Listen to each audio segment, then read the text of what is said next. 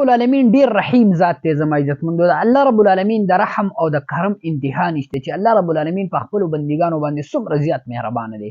د قیامت په ورځ باندې به حافظان چې کوم دی هم د خلکو شفاعت کوي، انبیاء کرام به هم شفارش کوي، جنتیان چې کوم خلک جنت ته لاړ شي هغه به هم د خلکو دپاره شفارش کوي، مختلف خلک دغه شان شهدا هغوی به هم د خلکو دپاره شفاعت کوي او خلک به په جنت کې داخلوي. زما عزتمندو علما کرام شو نور چې کوم دی ډېر خلک به داسې وي چې د هغه د جهنمینو په حق کې به هغوی شفاعت کوي او د هغوی شفاعت به قبول کېږي. زما عزتمندو خو یو حدیث مبارک کې نبی علیه الصلاة والسلام فرمایي قیامت په ورځ باندې به د ښۍ سترګې یو باڼه الله رب العالمین ته درخواست وکړي چې الله رب العالمینه تا نه دي فرمایلي چې زما د یری د وجنه، زما د رعب د وجنه، زما د یری د وجنه زما د یو بنده سترګه په اوښکه باندې لمده شي، د هغه یو باڼه په اوښکه باندې لمده شي، زه به هغه ته د جهنم نه پناه ورکوم، زه به هغه جهنم ته نه بوځم. دا تا نه دي فرمایلي؟ الله رب العالمین به وفرمایي چې بالکل ما فرمایلي دي.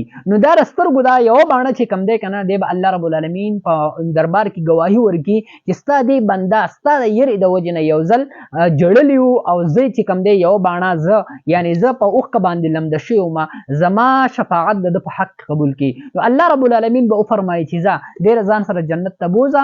الله رب العالمین به د دې سترګې د یو باڼه په وجه باندې د ده شفاعت وکړي او الله رب العالمین به د ده مغفرت وفرمایي. زما عزتمندو بیا به یو اعلان وشي چې د یو پلاني د پلانکي زوی پلانکې د پلانکي زوی د هغه شفاعت د سترګې د یوې باڼې په وجه باندې وشو چې هغه د ده په حق کې شفاعت وکړو. نو الله رب العالمین ډېر غني ذات دی، ډېر مهربانه ذات دی. زما عزتمندو پکار دی چې مونږ او تاسو دعا کوو، کم از کم چې کوم دی مونږ وجاړو. اول خو غوره دا ده چې په دعا کې وجاړي سړی، که د جړا ورته نه ورځي د جړا هغه شکل جوړ کړي. زما عزتمندو په ښکلې طریقه باندې دعا کوي او د دعا د آدابو سره دعا کوي. نو انشاءالله الله رب العالمین به د ده دعا ضرور قبلوي. خو زمونږ دعاګانې ځکه نه قبلېږي، په دې دعاګانو باندې ما څو ویډیوګانې مخکې کړي دي، هغه تاسو کتی شئ زموږ په پیج باندې پرتې دي. د ده دعا ولې نه قبلېږي؟ د هغې وجه دا ده چې مونږ د دعا طریقه نه راځي. مونږ دعا څنګه کوو هغه هر سړي ته معلومه ده. په زړه کې زمونږ یو څه وي، په ژبه باندې بل څه وي.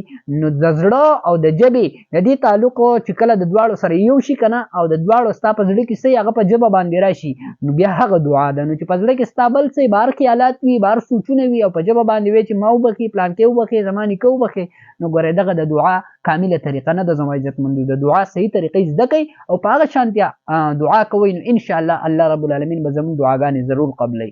السلام علیکم ورحمة الله وبرکاته.